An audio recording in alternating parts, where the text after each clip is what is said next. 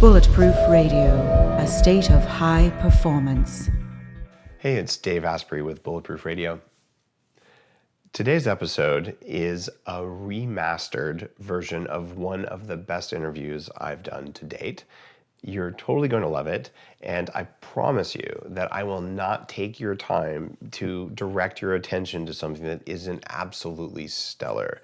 So enjoy this episode. We've remastered it for you, and what this is doing is it's freeing up a little bit of time for me to finish the new book, and it's also making sure that you've seen the most important, most impactful, most useful content, because I believe really deeply with Bulletproof Radio that given that we're pushing 50 million downloads, the number of hours that are consumed just listening to Bulletproof Radio is more than 100 human lifetimes. That's kind of a big responsibility. I'm not going to waste your time, not with numbers like that. So this is one of those interviews that you absolutely have to hear. Today's cool fact of the day is that entomophagists are humans who eat insects, and there are about 1,000 types of insects known to be eaten in 80% of the world's cultures. From a nutritional perspective, grasshoppers and crickets have about 14 to 28 grams of protein in 3.5 ounces. But if you like your insects to taste like bacon, you should try the African palm weevil, which I haven't tried yet, but I would, which are commonly eaten in their larval form. And, well, they taste like bacon, which is what everything should taste like when we get bacon world domination to happen. Today's guest needs no introduction, although I'll introduce him briefly. He is Tim Ferriss, the New York Times bestselling author of 3 books, including The 4-Hour Workweek, 4-Hour Body, 4-Hour Chef. He's been all over the media, more than 100 outlets. He lectures at Princeton. He's a world champion tango guy, Chinese kickboxer, an actor on a hit TV series in Hong Kong, and basically an all-around ass kicker. Tim, welcome to the show, man. Thanks for having me. You've got a new podcast of your own. What's its name? Just so people who are listening to this who would all love your podcast can just download it right now. Yeah, for sure. It's the Tim Ferriss Show, which sounds very sort of egomaniacal. I was thinking of a lot of other things like the Tim Ferriss Experience, Experiment, you fill in the blank, but I didn't want it to be mistaken for, say, a Joe Rogan tag-along or something like that. So the Tim Ferriss Show it is. It's 5 episodes. The idea is just applying the 80-20 principle to dissecting how people who are the best at what they do or world-class do what they do. So that ranges from chess prodigies, so the basis for searching for Bobby Fischer like Josh Waitzkin, to tech investors, to filmmakers, screenwriters, musicians, and everything in between. So that's it. It's kind of an amazing idea to just like ask the people who are good at stuff how they do it instead of just having to slog through it yourself. That's kind of cheating Tim Ferriss style in a way that I respect greatly. Are you a cheater? I wouldn't say cheater. I think that the content that I've lost by not recording the audio and video for, say, the research for the 4-Hour Body is one example, makes me sad, and it makes me irritated with myself sometimes, because the process of unearthing these hidden gems is really just a process of asking better questions or asking uncommon questions. And the interviews that I do on the Tim Ferriss Show are exactly that. It's showing how I ask just a series of questions of these people who are top performers, in many cases very unorthodox top performers, so that I can find things that can be replicated. So I mean, it's very much along the lines of a lot of the stuff that you do as well. And to show people that it's not a superhuman gift to figure these things out. It's a better toolkit. That's all it is. Tools make us more human than not. All right. I didn't think we were going to jump into this right away, but you said something that triggered it. I have this theory that like, I don't know, a gazillion years ago, we won't go into exactly how many years ago, there were like these 2 cavemen, and one of them came back with fire from a lightning strike. And he said, I will keep cave warm, Og, or Grok, actually. And it's been a shout out to Mark Sisson there. And then the other guy was like, that might not be safe. Let's not use it. And like one of those 2 cavemen is our ancestor, right? And the other one was like, it's cold, I died. So are smart drugs like fire? I think they actually are. That's a great analogy. I think they're like fire, or they're like a really sharp chef's knife. I think that They can be used for benefit, and they can certainly be used to severely damage yourself and other people. I think that the dose makes the poison, right? So a controlled fire is one thing versus a fire that consumes your house and everyone in it. The judicious and intelligent use of, say, a scalpel or a kitchen knife is one thing, as opposed to running with a pair of scissors and landing and having it go through your head. And you can look at use of smart drugs and find both good examples, informed examples of use, and very haphazard examples of use. And a lot of it comes down to, number one, doing your homework, and number two, experimenting and having some ability to track. And in my case, I do very extensive blood testing, among other things, and tend not to go more than 4 to 8 weeks without blood testing. Wow. You're that often, huh? Yeah. I do it really, really frequently. Is that the full Wellness FX panel? I know we're both advisors of Wellness FX. You do the full one. I do the full Cadillac, everything. And I'm doing another draw this Friday, for instance, because I did all of last month without alcohol, and have made a couple of changes. Made a couple of changes to my diet, and I want to see what the effects are before I get fully back into the swing of bourbon and wine and all that stuff. I am so intrigued about those results. You're going to blog about that, obviously, right? Yeah, I think I'll probably write it before and after. When you do, as soon as I see it, I'll retweet that, because I've been writing a lot about like what aldehyde spikes in the liver do, and what you can do to work on that. And a lot of people are using the glutathione that I make to reduce that spike, or they're taking masses of vitamin C and all that just to have less of a hangover. But I've found from my own more from like cognitive abilities, and really from like the visual labs I eat. I grow a muffin top. When I drink, I just don't perform as well for about 4 days. Like my brain just isn't quite perfect. I don't remember every word that should just flow, like they stick, and it drives me nuts. So I just decided like it's not really going to work, and I can't biologically justify it in a way that makes sense as a positive. So I'm so intrigued at your results. That's going to be just an epic post.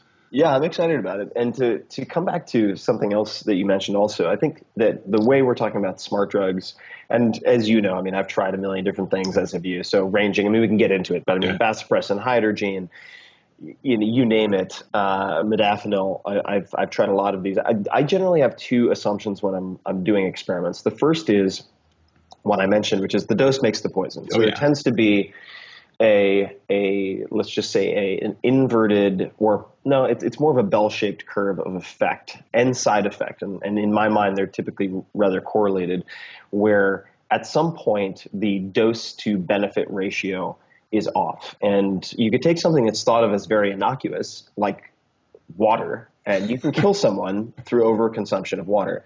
It's actually very common in marathons because people view dehydration as this demon, which has been, of course, propagandized by a lot of companies like Gatorade. So they overconsume and then dilute their electrolyte balance to the point where their heart can no longer function. Vitamin C, another example. So I'm a huge proponent and consumer of vitamin C, but the fact of the matter is, if you do an IV drip of vitamin C and you put 100 grams into someone over a short enough period of time, a lot of people will go into a diabetic coma and potentially die from the experience. So the dose makes the poison is kind of number one. And then number two is, I just assume, and this may be accurate, it may not be, that there's typically no biological free lunch. So if there's a strong effect, there's typically side effect or side effects, or unknown effects, you might want to say, which can be beneficial or be very deleterious. And if you don't know what they are, it's your job to figure out what they are. So that's typically how I think about these things. It sounds like you come from a world of lots of experience experimenting with smart drugs. The one I was most concerned about was modafinil, because I took it pretty much daily at varying doses for 8 years. Yeah. And it really, I mean, it changed my world, because I did not understand the core biology about why I wasn't performing the way I wanted to. I was going to Wharton. I was working full time at a startup that we sold for $600 million. And I was, burning the candle at both ends and two places in the middle. Right. Yeah. And I felt like maybe I am cheating. So before like a test, I would put like the vasopressin and the hydrogen and the modafinil like on the desk in front of me. I'm like, it's only doping if you don't tell everyone so they have a fair advantage. And whether some of my colleagues in school might have occasionally taken some non-prescription smart drugs from me is up to them to talk about. But I didn't want to be that guy who was like, cheating. Yeah. So I decided to be public. Like Modafinil was my LinkedIn profile 10 years ago. I'm like, I'm just going to put it in here, like all things disclosed, right? Right. What do you think the downsides of Modafinil are? If you're familiar enough with the pharmacology, but I don't know. Yeah, I've looked at Provigil, Modafinil. I've looked at Nuvigil. Yeah. I'm honestly not familiar enough with the pharmacokinetics and the actual biochemistry of Modafinil to have a fantastically informed conversation about it. Okay. I do recall at one point, and I'd love for you to correct me if I'm wrong, that as is the case oftentimes with even prescription medications, sometimes the mechanisms are not entirely understood. I mean, they are hypothesized to work in a certain way, but not exactly understood. And that can often relate to, say, a new target of some type, right? So they act as an agonist or an antagonist for a receptor that may be poorly understood or partially understood. Modafinil, I've used before, and it has spectacular results. I mean, it really does. It performs as advertised. And I actually became familiar with it a long time ago when it was being used by sprinters with narcolepsy, and also since that run, those two correlate so highly. Yeah. And military, who of course are very well known for using uppers and downers. I mean, they've used like greenies, so methamphetamine plus any number of different sleeping medications to turn them off, but modafinil is one of those drugs that I seem to have a certain sensitivity to, much like, and this is very common, Viagra. And you have to be very careful with, let's say, vasodilators or constrictors. I get a very sharp pain, like a very acute migraine-like pain from using modafinil for more than one day. And that to me is a cue just to be very, very careful, and particularly when it relates to any type of cerebral sensitivity.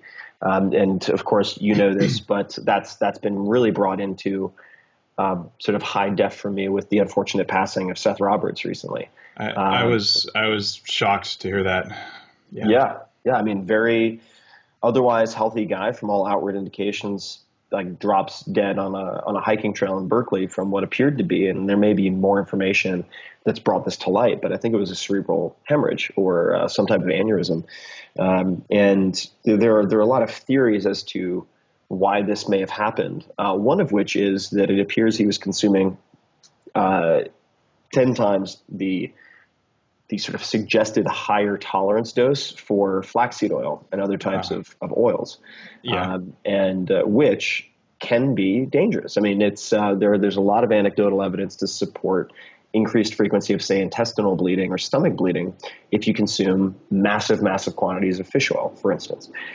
So it's I'm particularly sensitive to modafinil, so it's not something I use on a very highly frequent basis. Oddly enough, I get the question, what's your favorite smart drug a lot? And I've tried, you look all of them. You look at my pharmacy I have in my house, and it's like, well, what are you feeling like today? Would you like phenylpiracetam or aniracetam, or maybe you don't want the racetam. So how about, whatever, like I have all of them. But for creative work, for synthesis and connecting dots I might not otherwise connect, Yerba Maté is still my favorite. I mean, Yerba Maté tea, and consumed over a long period of time. And this is another point I'd encourage people. This is another point I'd encourage people to think about, is a substance or a chemical is the effect of a chemical is highly dependent on its means of administration, right? So you take, for instance, testosterone. You could have a gel, an injectable, an oral. The way that affects your body, the way that affects your liver, the way that determines dosing, side effects, very, very different. And similarly with Yerba Maté, you have, let's say, bagged Yerba Maté for tea bags. You have iced Yerba Maté that you can get in ready-to-drink packages, neither of which give me the effect of filling a gourd. In this case, I actually have a metal container, a small metal container, with the yerba mate leaves and then sort of sipping it over the span of, say, an hour or two, which is how they traditionally consume it in Argentina or Uruguay or any of these places. And it has, at least based on my understanding, it has the stimulants you would find in coffee, right? So methylxanthine, green tea, theophylline, and then dark chocolate like theobromine. Right. And you get, therefore, three very different pharmacokinetic profiles, meaning, for those people who don't know the term, the rate at which those peak in your blood plasma. And so for me, I get a 2 to 3 hour steady, even-keeled, moderate high cognitively from sipping yerba mate that is just, it's the perfect storm for me for writing. Right, you've inspired something. I've enjoyed the taste of yerba mate, but never gone after the high from it. So one of the reasons Bulletproof coffee works is when you're blending the butter and specifically the brain octane, you get small micelles that cross the gut barrier more easily, that carry in basically the pharmacoactive things in the coffee, the coffee oils and the other chemicals. I'm going to try it with yerba mate and blend it up that way to see if basically I can boost the levels of those things that get past the gut, which is intriguing and exciting. Yeah. So I'll tell you, actually, I've done some experiments. Surprise. Not with yerba mate, but there was a period of time where I was traveling quite heavily, and I love pu'er tea, and I also love green tea. Pu'er, despite the fact that it's dark, tends to be lower in caffeine or stimulant properties. So I would combine the pu'er with the green tea, and then I would blend it with Kerrygold and a small amount of MCTs. Okay. In this case, coconut oil. I ended up later experimenting with caprylic acid. I'm not sure how much you've played around with caprylic acid. That is my brain octane is made out of. Okay. It's actually tricapryllate. Like you need to have all three molecules in the right place. But so adjusting for gut tolerance, which is to say, adjusting to avoid disaster pants. Right. I sort of ended up with this fat tea concoction that really seemed to magnify the effects of the tea. So I could get by. I had my stash of tea and it was going to last a very limited period of time. So I was sort of extending my stash by combining them. So it should work. The challenge I'd be curious to see with yerba mate is how good it is for creativity, simply because to get enough volume of yerba mate tea to blend it with the butter or the MCTs would sort of necessitate a higher dose at once, if that makes sense. Right. So you'd have to steep it for a potentially longer period of time. Anyway, I'll read about it. So definitely. All right. I'm going to give it a try because I never thought of that until you just mentioned this. So thank you, Tim. Of course. That's cool. Yeah. When I'm doing writing, probably, Bulletproof coffee.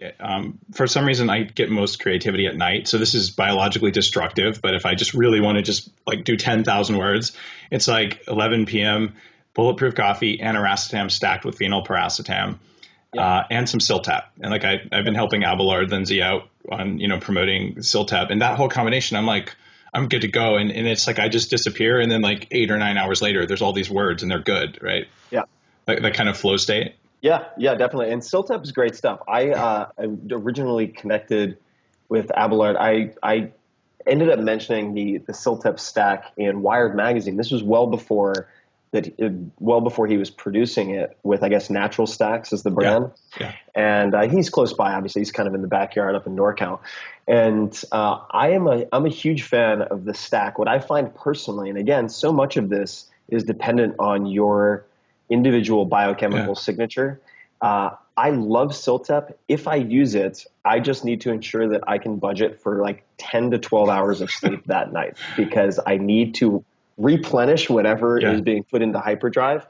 But for writing, it's fantastic. And I found also, in terms of peak creative states, and I tend to use the word synthesis just because I realized for book writing myself, I could do the interviews, I could do the research, I could do the gathering throughout the day.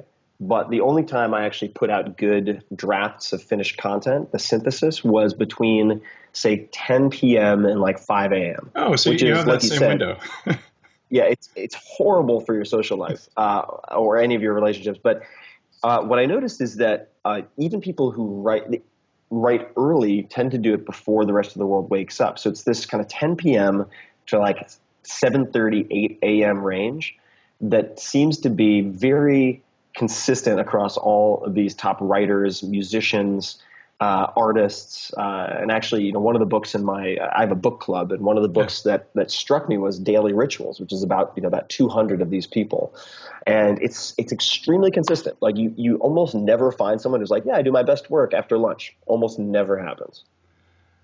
Wow. So by the way, how can people find out more about your book club? Because I just got your quarterly.co package that you just sent kind of unexpectedly, and it was an awesome selection, and like you're curating amazing stuff there, and I'm walking around all day long like learning about grip strength. Look, there we go. Yeah. The beginner one, I can do it anyway. So like you pick out good stuff. Where can people learn about the books you're recommending? Because I'm totally going to read those. I'm joining your book club.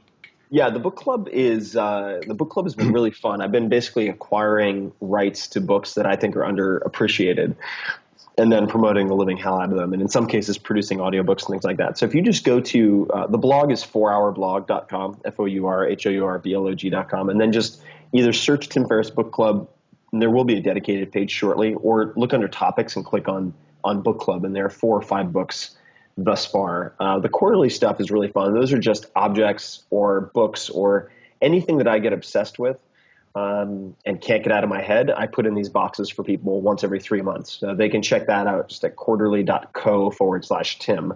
And, you mentioned something. I was worried about maybe getting hungry while we were doing this.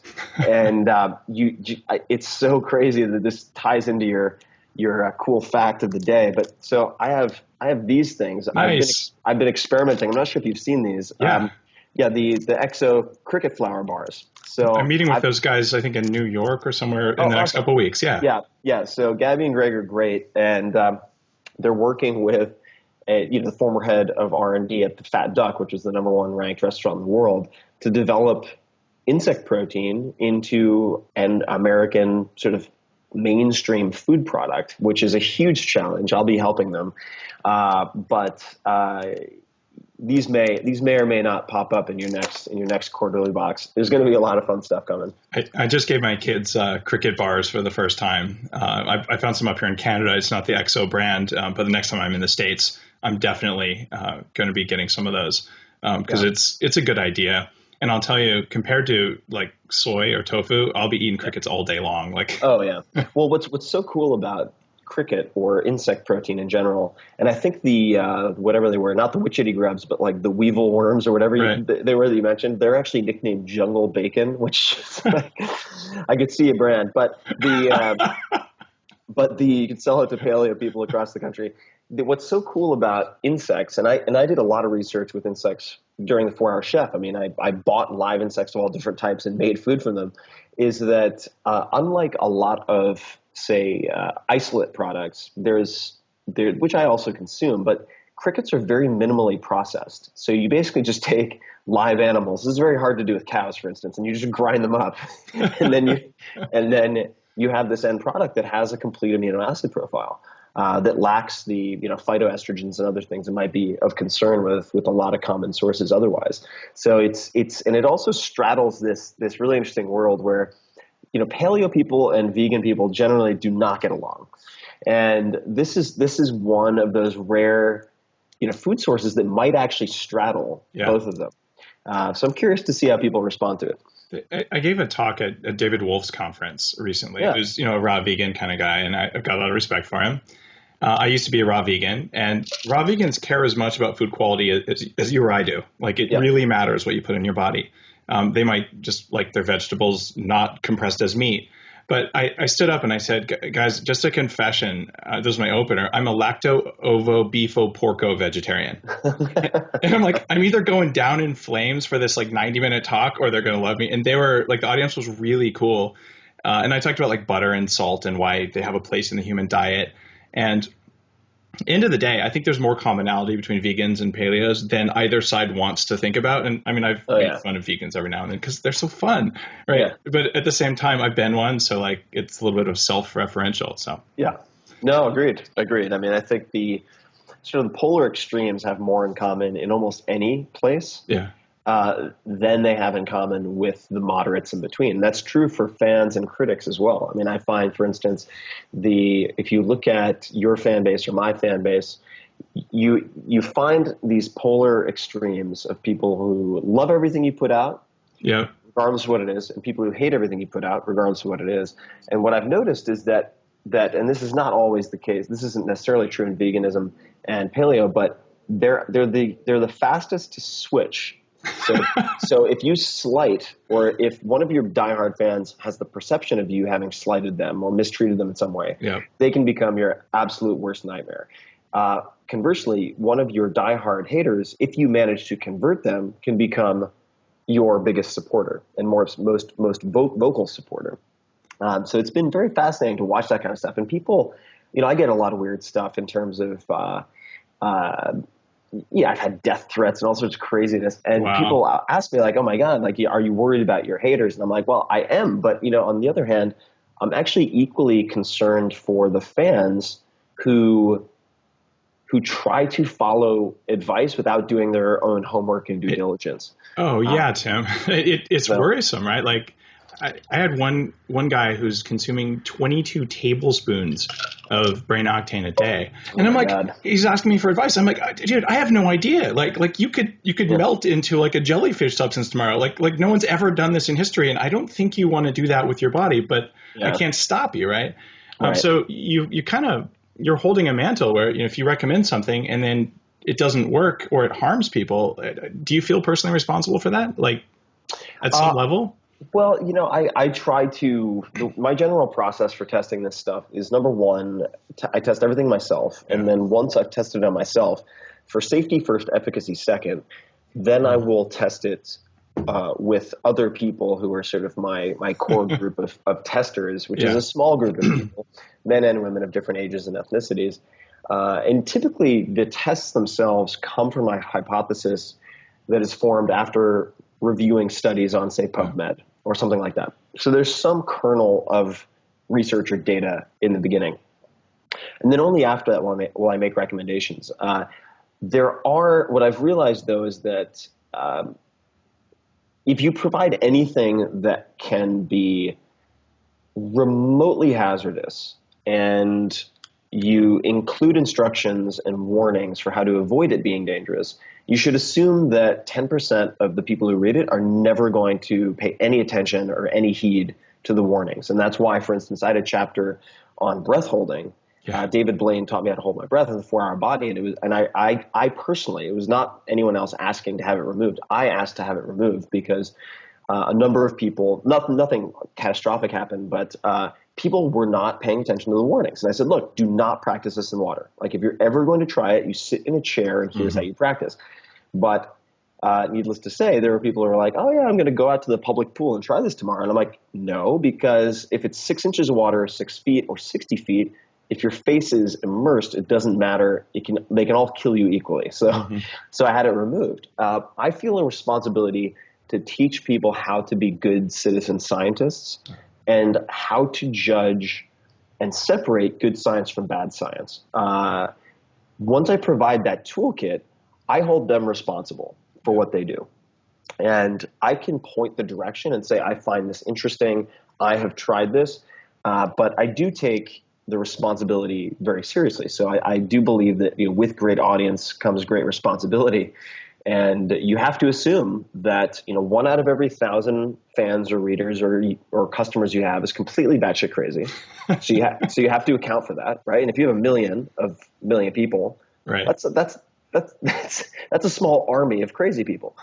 And then you have to assume that at least 10% are not going to read the directions. Right. So I keep both of those things in mind when I'm trying to design protocols that I might explain to people, because it is scary. It can be scary unleashing these things into the world that you hope will be sort of consumed, literally or metaphorically, right, the way you intend them to be consumed. I've found people still, I've made videos and all this, like, to me, making bulletproof coffee is pretty simple, but they put the butter in with the ground coffee inside the coffee maker and wonder why crap comes out. And it's like, guys, like, I don't know how to make it any clearer, but that's, I think, to your point, right? That you don't know what they're going to do. Well, okay. So then you have these people who are uber fans and you have these like haters. Do you take the hater stuff personally, or like, what's your strategy for not like absorbing all that negative, like there's, I don't know, I receive similar stuff, probably not at the level you do, because I'm nowhere near as well known as you are. But I mean, like all celebrities deal with this at some level or another. Yeah. I think that there are a couple of things worth remembering. And the most important is you don't want to throw the baby out with the bathwater. So I do pay attention to intelligent criticism, even if occasionally it is, how should I put this, less than diplomatic. So it's important not to assume that all critics, especially constructive criticism, is coming from haters and use that label to disregard it. But there are a couple of other things that I think are equally important to keep in mind, especially when sort of every genius and every idiot has a voice on the internet, particularly with anonymity. And that is, number one, it's not about how many people don't get it. It's about how many people get it, right? So what is the critical mass of people you want to influence and affect? And how are you tracking that? What are your key performance indicators? What are the metrics you're using to determine whether or not you are sort of achieving your goal, assuming that is trying to impact a certain number of people and at a certain magnitude, right? It's about the number of people who get it, not the number of people who don't. Number two is, trying to appeal to all people is a sign of mediocrity. That's actually paraphrasing a quote from Colin Powell. And it's very hard to do any job well if you are fragile in that way. And there's actually a quote that I like, which is from Nassim Taleb, and I believe he originally stuff.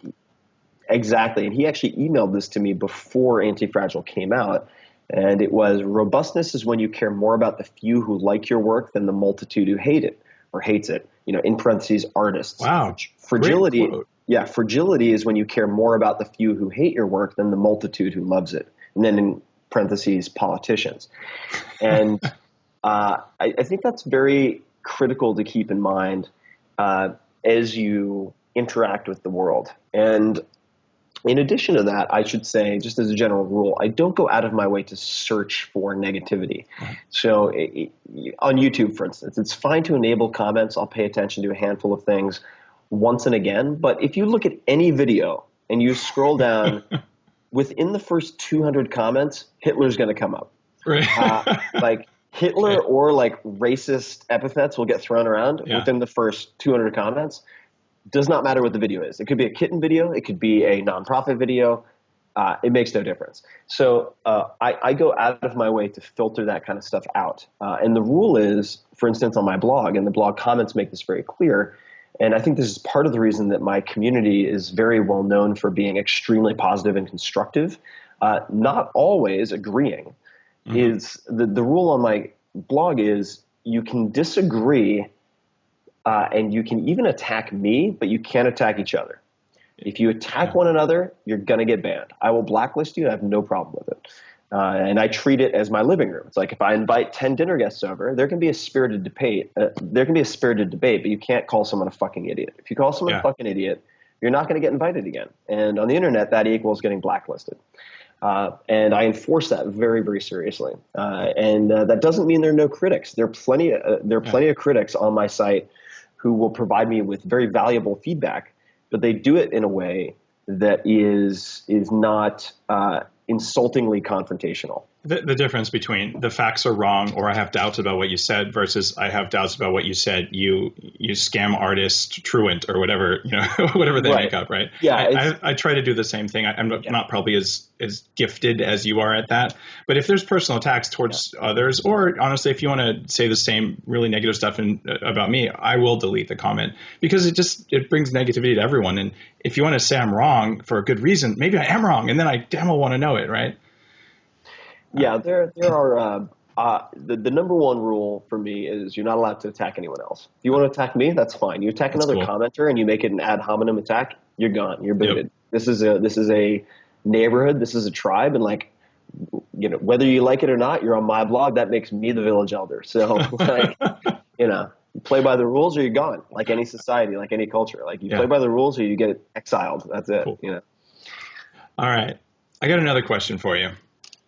This has to do with creativity and performance and sex. So you wrote about sex in 4 Hour Body, which was brilliant, by the way. And I've met lots of the characters that you mentioned there. And what's your experience on the flip side as a male in terms of energy, creative force, and all of that when it comes down to sex? Do you mean sort of biochemically speaking, like as it relates to testosterone, or just? Well, we talk about like getting in the zone for writing. So not just testosterone levels, but the guy who did. This doesn't happen to me very often. Something wrong with my sleep, apparently. The guy who wrote the first self-help book ever, Think and Grow Rich. Napoleon Hill is the guy I'm thinking of. Napoleon Hill. Shouldn't have taken that long to come up. My recall time's off. More aniracetam. So Napoleon Hill has a whole chapter on, you know, like basically for guys, don't orgasm too much. So I did a qualified self-talk a couple of years ago where I measured like Taoist frequencies of male orgasm and how they affected overall happiness and thus performance. And so I knew you wrote so much about the woman's side of sex in your book, but I was wondering if in the context of all the experiments, like, have you ever noticed or quantified or seen a difference in your own mental focus and energy with regards to sex? Okay, so related to sex and male orgasm, so this is a good news, bad news situation. So the bad news is if you look at studies of other species, the number of times, kind of the mileage, so to speak, the number of times that the male ejaculates seems to be inversely correlated with lifespan. Yes. So that's the bad news.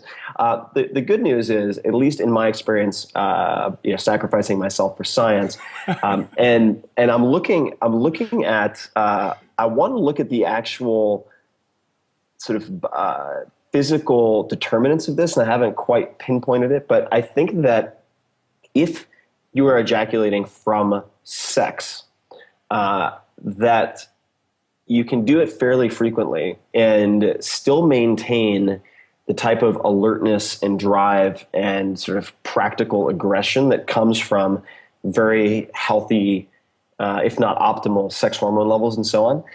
It would appear that if you're going through the same physical act but using porn as the stimulus, that, at least in my experience, very different outcome. And actually, I think biochemically very different, which would make sense on some level, but I haven't pinpointed all of the realities of that. But I don't think that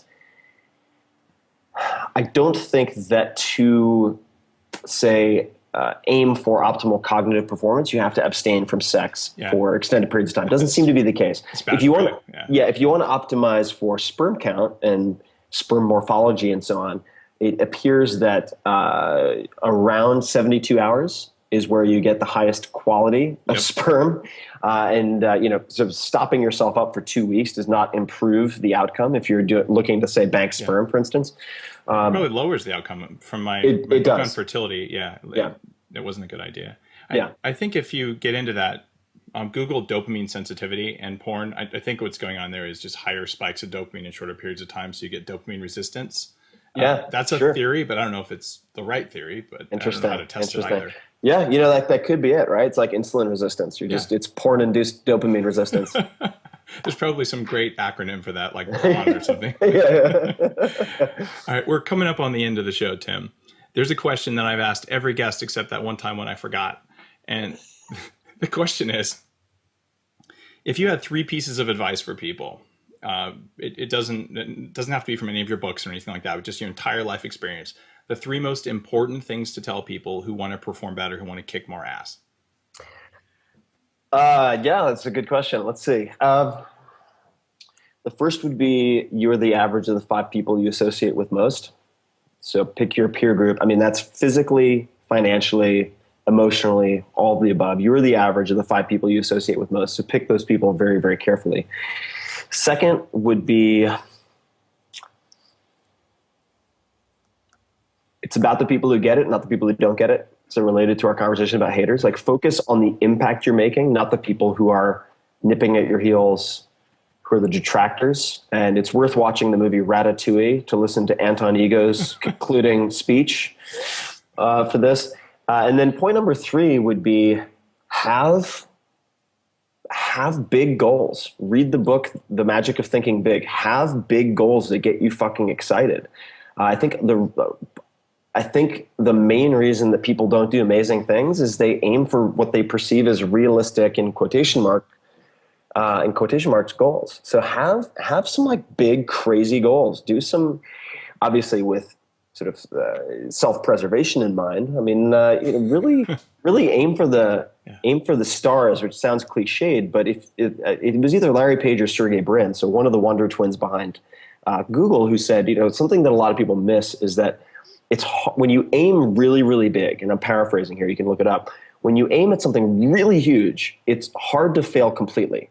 He's like, the part that people miss is they don't realize it's hard to fail completely.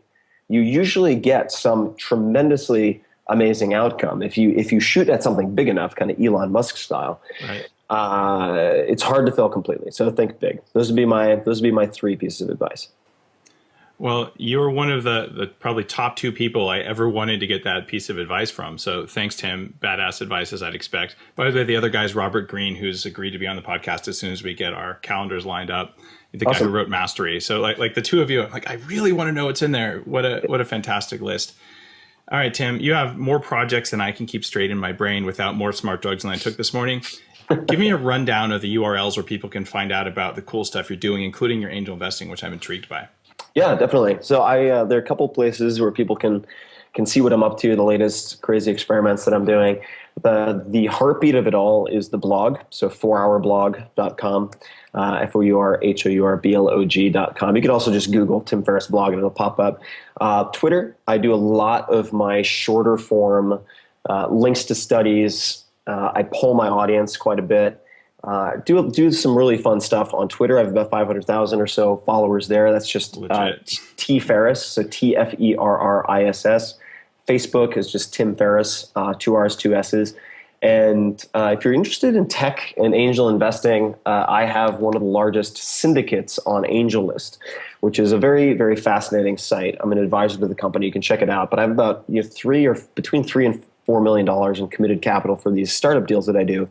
And people who are outside of Silicon Valley can participate in these deals by backing my syndicate, which is a very, very new possibility. So that's just angel.co. That is AngelList. If you go to angel.co/Tim, you can see pretty much all the deals I've ever invested in, that I advise, deals that I'm going to be syndicating soon. I have a couple of really interesting ones coming up. So if you're interested in tech, angel.co is a great place to just learn about the players involved and also to back the people that you would like to back. Awesome. And your iTunes address, where do people find your new podcast, which is awesome. Thanks for the reminder. Yeah, the Tim Ferriss Show has some really incredible top performers on it, and it's fun too. I mean, I do get drunk on a few of them, which I don't recommend. It's hard to sort of write drunk and edit sober, as Hemingway said, in audio. But the Tim Ferriss Show has a lot of interesting folks on it. So just search Tim Ferriss with 2 R's and 2 S's on iTunes, and the Tim Ferriss Show will pop right up. I think it's in the top 10 on iTunes or top 15 at the moment across all the podcasts. That's an accomplishment that is worthy of Tim Ferriss. Tim, thank you for being on the show. It's an amazing honor to get to talk with you face to face, at least over Skype. And I hope we get a chance to meet in person sometime soon. Yeah, definitely. Thanks so much. Really appreciate it. Until next time.